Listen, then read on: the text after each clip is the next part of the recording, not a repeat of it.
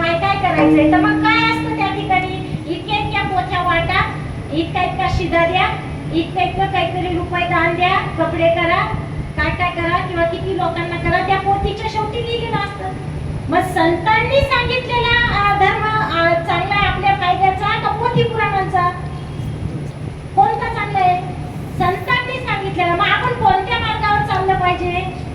संतांनी सांगितलेल्या. कारण कुठल्याच संतांनी समर्थन केलेलं नाही त्या पोथी पुराणाचं. एवढे अभंग लिहिले सगळ्या संतांनी, पण त्यांनी सांगितलंय की काय करायचंय, देवाला फक्त तुमचा भाव लागतो. देवाला काहीच लागत नाही, पण तो भाव सुद्धा कसा असला पाहिजे, शुद्ध असला पाहिजे. नाहीतर म्हणी नाही भाव आणि देवा मला पाव. मग अशाने देव पावायचा नाही.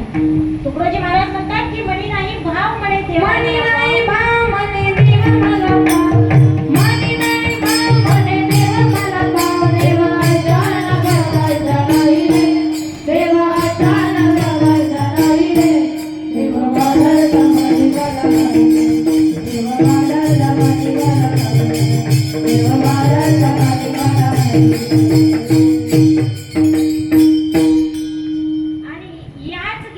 शेवटी तुकडोजी महाराज म्हणतात की तुकडा दास म्हणे ऐका ही वाणी, अहंकार केल्या विना अनुभव नाही. तुम्हाला जर खरंच देव तुमचा करायचा असेल तर तुम्हाला काय करावं लागेल? तुकडोजी महाराज म्हणतात तुमचा अहंकार अगोदर सोडावा लागेल. तुमच्यातल्या वाईट गोष्टी तुम्हाला सोडाव्या लागतील. तोपर्यंत तुमचा देव तुमचा होऊच शकत नाही. आणि तो पूजा अर्चा करून किंवा यज्ञ करून नाही. आणि म्हणून संतांनी सांगितलंय की देवाला काहीच लागत नाही. आणि जनाईला विरोधच त्यासाठी झालेला होता. मग जनाई म्हणतात की आता मज म्हणा कोण करी, मला विरोध व्हायला नाही पाहिजे. पण बरेच असे लोक होते समाजामध्ये ज्याच्यावर या कर्मकांडावर ज्यांचं पोटपाणी चालायचं. आणि त्या सगळ्या लोकांनी मग जनाईला विरोध केला. पण त्या ठिकाणी आपण पाहतो की नामदेव राय खंबीरपणे त्यांच्या पाठीशी उभे होते. जनाई ही हिम्मत का करू शकले? कारण नामदेव राय त्यांच्या पाठीशी खंबीरपणे उभे होते. तो विनाच जनाईच्या खांद्यावरती होता. कशासाठी? समाज प्रबोधनासाठी. आणि आपण पाहतो की हे जे समाज प्रबोधन आहे, मग यातून बऱ्याच लोकांचं नुकसान होत होतं. जसं आपण पाहतो की नामदेव रायांनी आपल्या संतांनी जो आहे तो एकेश्वरवाद स्वीकारलेला आहे. एक तो आपला देव करून घ्यावा, 33 कोटी ही जी संकल्पना आहे ती आपल्या संतांना मान्यच नव्हती की देव 33 कोटी आहे. आपल्या पाहतो काही देशांची लोकसंख्या 33 कोटी नाही, आपल्याकडे देव 33 कोटी आहे. आणि मग 33 कोटी देव म्हटल्यानंतर तुम्ही पहा एवढ्या देवातून भक्ती करायची कशी आणि कोणाची? म्हणून मग नामदेवराय म्हणतात की एक तो आमचा विठ्ठल प्रचंड, इतर देवाचे न पाहो तोंड. आम्हाला तोंडच पाहिजे गरज नाही.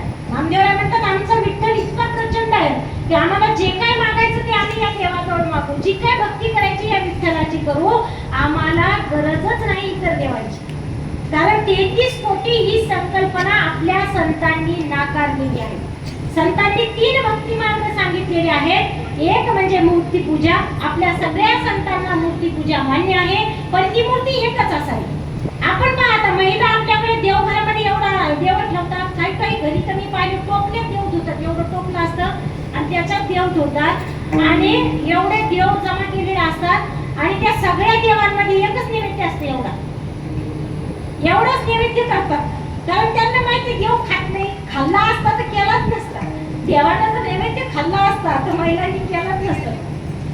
मग अशा पद्धतीने संतांनी मात्र काय केलेलं आहे, एकेश्वरवाद स्वीकारलेला आहे. ही 33 कोटी ही संकल्पना आपल्या संतांना मान्य नाही. एकच मूर्ती असावी जिच्या ठाई आपली श्रद्धा असावी.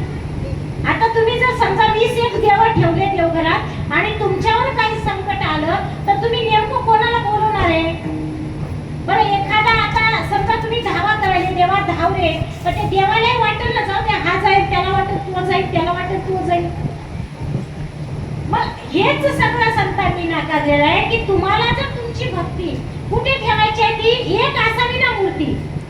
देवत्व संतांनी मांडलेलंच आहे की एक मूर्ती असावी आणि तिच्या ठाई श्रद्धा ती कोणती असू द्या. तुमच्या मनाची आहे ती, तुमच्या घराची आहे ती, तुमच्या पूर्वजांची आहे ती, पण एक मूर्ती असावी जिच्या ठाई आपली श्रद्धा असावी. ही 33 कोटी ही संकल्पना संतांनी नाकारलेली. आणि मग पंढरपूर हे तीर्थक्षेत्र स्वीकारलेलं आहे. पंढरपूरच